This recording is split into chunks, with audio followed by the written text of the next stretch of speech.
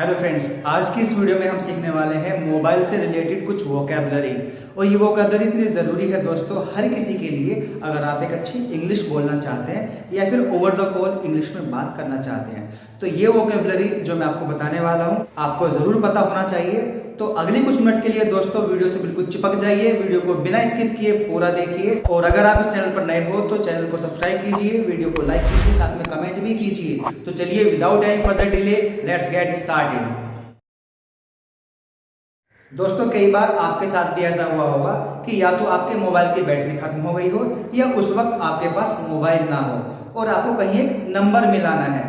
तब आप किसी दूसरे के पास जाते हैं और उससे कहते हैं कि क्या आप मेरा ये नंबर मिला सकते हैं। तो दोस्तों नंबर मिलाने की इंग्लिश क्या होती है हम इसको देखते हैं। तो देखिए सबसे पहले नंबर 1 पर है नंबर मिलाना। किसी से आपको कहना है कि क्या आप मेरा एक नंबर मिला सकते हैं। तो नंबर मिलाने की इंग्लिश होती है dial a number. Dial a number.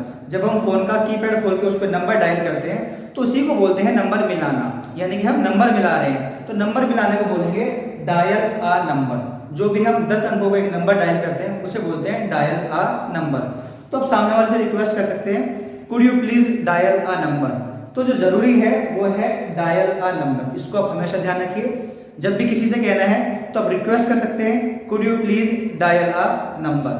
तो चलिए अगला देखते हैं। अगला है कॉल करना। किसी को कॉल करनी है तो कॉल करने की इंग्लिश होगी मेक अ कॉल। कॉल करने की इंग्लिश होती है मेक अ कॉल। तो सामने वाले से आप ये भी कह सकते हो क्या आप एक कॉल कर सकते हो, तो could you please make a call. तो मेक अ कॉल का मतलब होता है कॉल करना, मेक अ कॉल।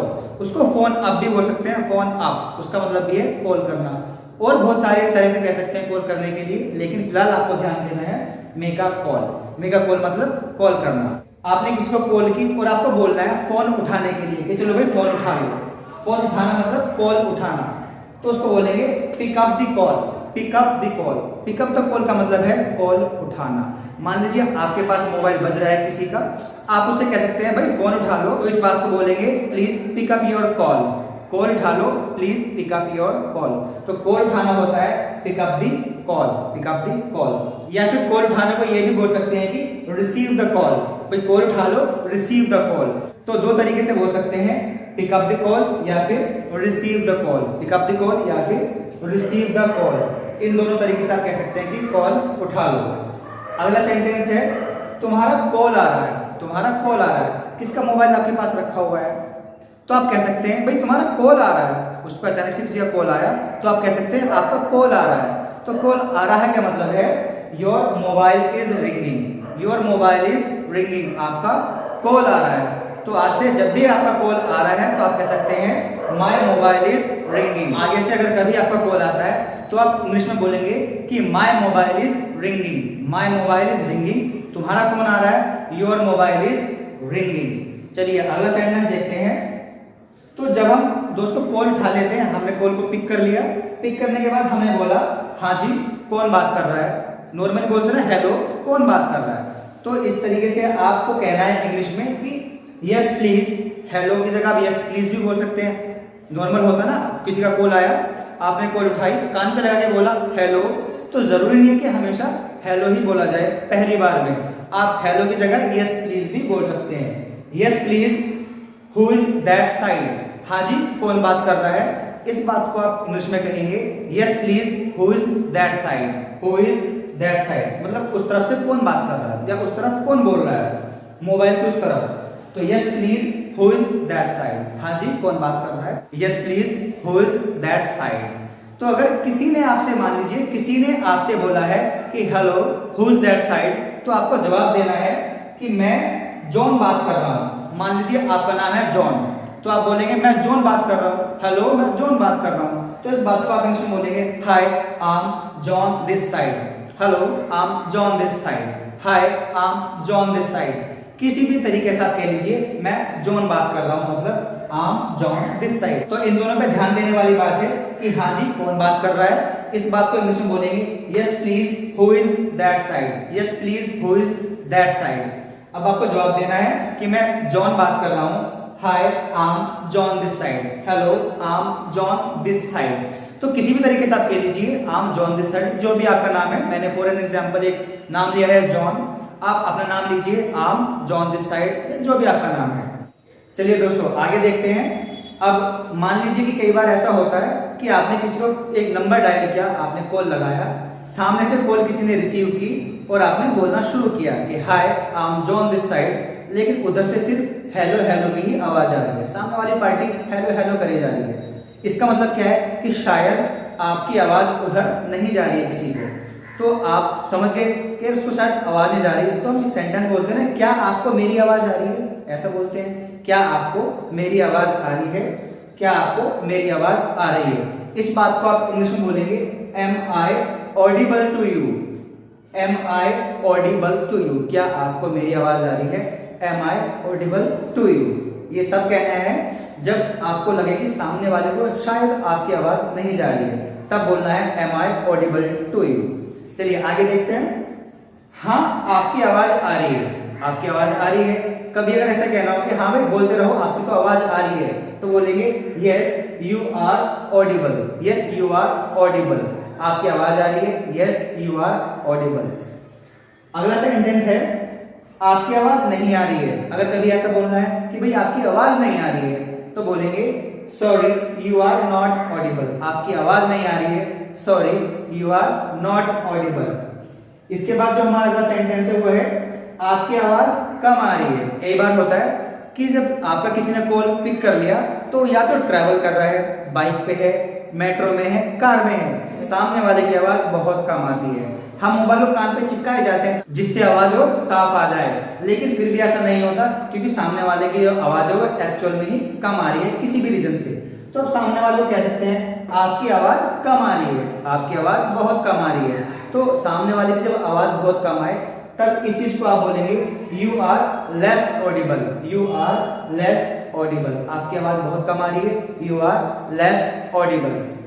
अगला देखिए, आवाज कम आने की वजह से कई बार हम मोबाइल पे यही बोलते हैं कि जरा फिर से बोलिए, सॉरी जरा फिर से कहिए, इस तरह का कुछ हम हिंदी में बोलते हैं। तो फिर से बोलिए को बोलेंगे please come again, please come again, या तो बोल सकते हैं please repeat that, please repeat that, या फिर आप कह सकते हैं प्लीज कम अगेन।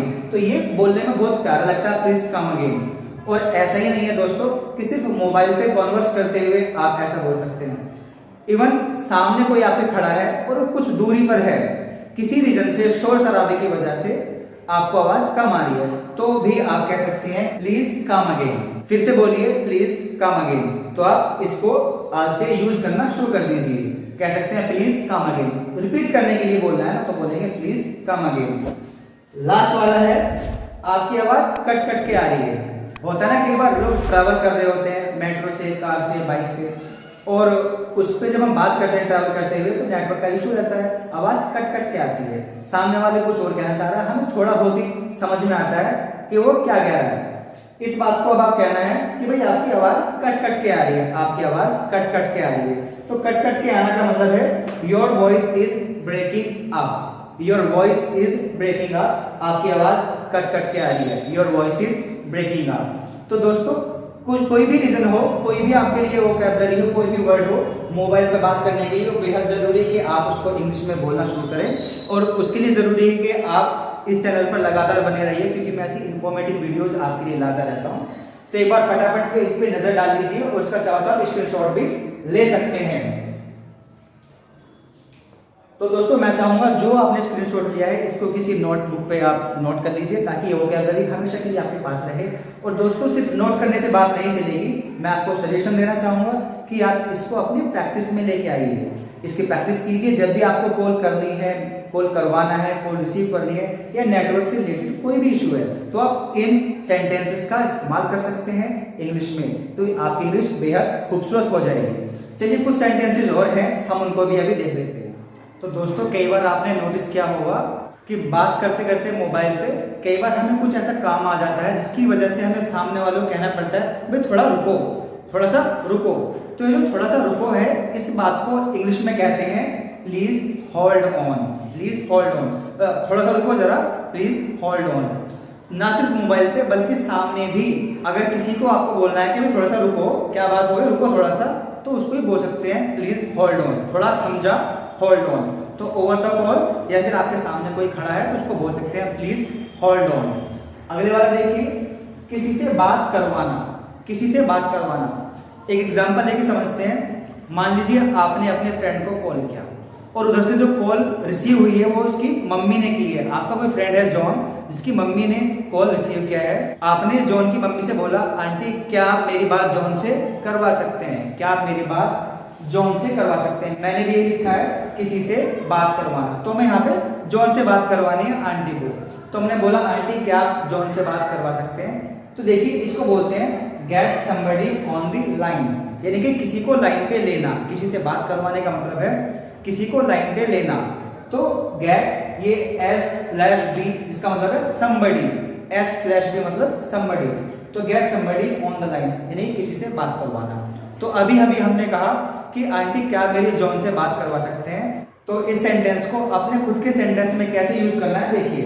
तो आंटी से आप बोलेंगे aunty could you please get John on the line. Aunty please could you get John on the line, यानी कि क्या आप जॉन को लाइन पर ले सकते हैं या क्या आप मेरी जॉन से बात करवा सकते हैं। तो बोलेंगे could you please get John on the line, या ये सीधा बोल दीजिए please get John on the line, मेरी जॉन से बात करवा दो, please get John on the line.